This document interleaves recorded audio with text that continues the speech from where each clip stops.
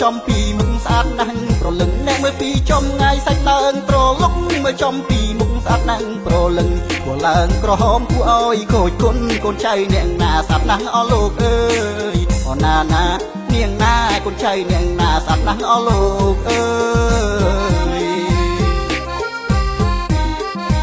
លោកលួចមើលនាងដៀងមើលពីឆ្ងាយក្រមុំភូមិណាផ្លេចមិនដែលជួបអ្នកលោកលួចមើលនាងដៀងមើលពីឆ្ងាយក្រមុំភូមិណាផ្លេចមិនដែលជួបពេញព្រាមធ្វើឲ្យបងចាប់អារម្មណ៍សម្រងតូចតន់ល្អគ្មានអ្នកដូចអូណានានាងណាសម្រងតូចតន់ល្អគ្មានអ្នកដូ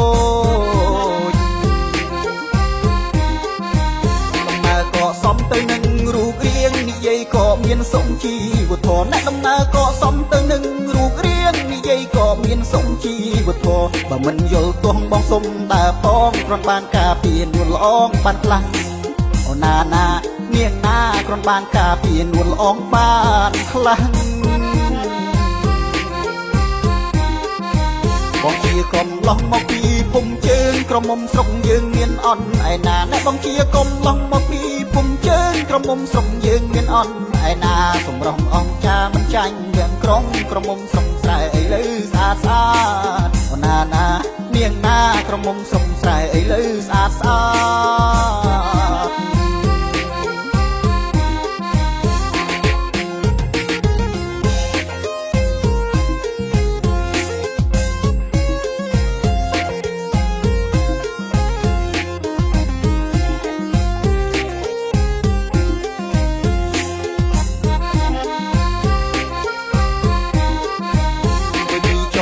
សាច់ឡើងត្រលុកមើលចំពីមុខស្អាតណាស់ប្រលឹងអ្នកមើលពីចំងាយសាច់ឡើងត្រលុកមើលចំពីមុខស្អាតណាស់ប្រលឹងក៏ឡើងក្រហមគួរឲ្យខូចគុណកូនចៅអ្នកណាស្អាតណាស់អស់លោកអើយអូណានានាងណាកូនចៅអ្នកណាស្អាតណាស់អស់លោកអើយលោកលួចមើលនាងដៀងមើលពីឆ្ងាយក្រមុំភូមិណាផ្លេចមិនដែលជួបអ្នកលោកលួចមើលនាងដៀងមើលពីឆ្ងាយក្រមុំភូមិណាផ្លេចមិនដែលជួបពេញព្រាមធ្វើឲ្យបងចាប់អារម្មណ៍សម្រងតូចតន់ល្អគ្មានអ្នកដូចអូណានានាងណាសម្រងតូចតន់ល្អគ្មានអ្នកដូចដំណើរក៏សំទៅនឹងរូបរាងនិយាយក៏មានសុំជីវធម៌អ្នកដំណើរក៏សំទៅនឹងរូបរាងនិយាយក៏មានសុំជីវធម៌បើមិនយល់ទោះបងសុំដើរផងគ្រាន់បានការពារនួនល្អងបានខ្លះអូណានានាងណាគ្រាន់បានការពារនួនល្អងបានខ្លះ